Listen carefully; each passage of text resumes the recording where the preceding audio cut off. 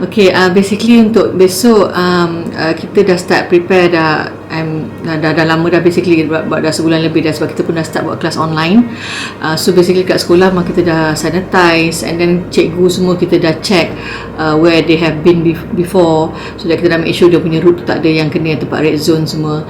So dekat sekolah basically macam the premise itself memang kita dah start marking for social distancing, even for parents kan, kalau kata dia nak masuk sekolah tu kita dah marking dah dekat floor dia punya distance tu macam mana, and for the students bila dia orang line up macam mana. Dia sampai sekolah dan dia akan sanitize tangan, kaki, dan bila dia masuk semua kita akan bag semua kita akan letak tepi, and kita akan bila katakan sebab dekat Brainy Bunch ni kita akan move from one area to another, so we have about 5 areas.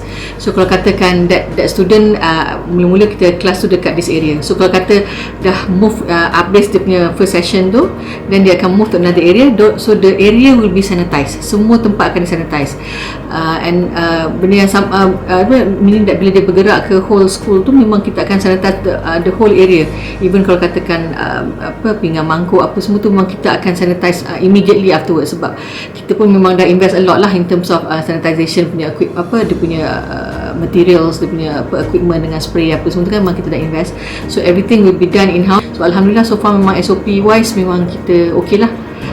And of course kita check temperature in terms ni semua, and then before coming to school then parents have to fill up the declaration form to declare ada anak dia pergi mana, ada ke mana-mana ke, ada tempat yang kena ni ke apa ke, so memang kita ada all that details lah before school opens tomorrow.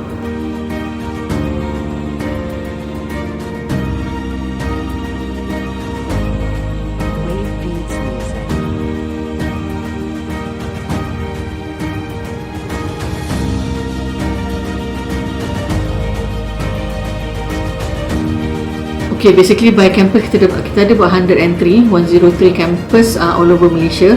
So total students yang memang dah, parents yang dah respon yang akan hantar anak is about close to 5,000, 4,000 lebih lah. So this one akan spread over over 100 plus campus ni lah.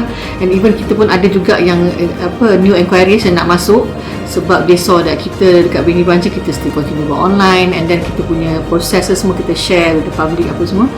But then kita have to stop first for the time being. Kita kena cater dulu untuk our Brainy Bunch students, and kata later when we are ready, nampak students semua dah boleh biasakan diri with the new norm, then maybe we will accept. It will be up to the capacity of the campus lah.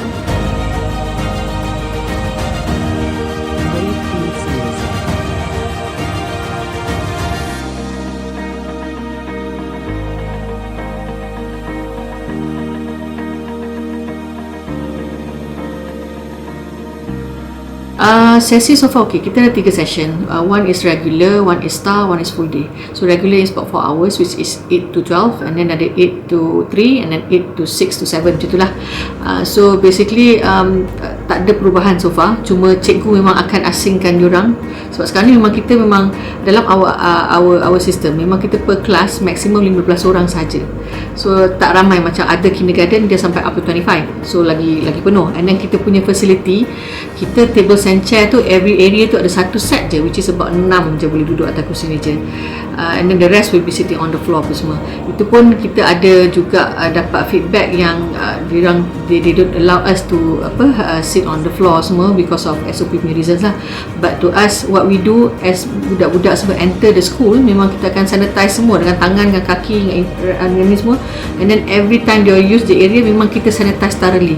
So we should not have an issue on that lah, sebab kita in terms of capacity, bila kita dapat that kind of requirement from ni, to us some of them are okay, some of them masih lagi we are tengah negotiate dengan orang, but so far I think it should be okay. Sebab all this while bila ada all these issues memang kita memang sanitize ni is not a new thing to us. Kita dah memang selalu sanitize before this, sebab it's not just about pasal COVID. Macam sebelum ni ada HFMD ke, ada any viral fever ke apa, memang kita sanitize thoroughly the whole school, so should not be an issue. Kita akan call directly, sebab kita memang dah ada according to SOP kita memang kena ada satu isolation room.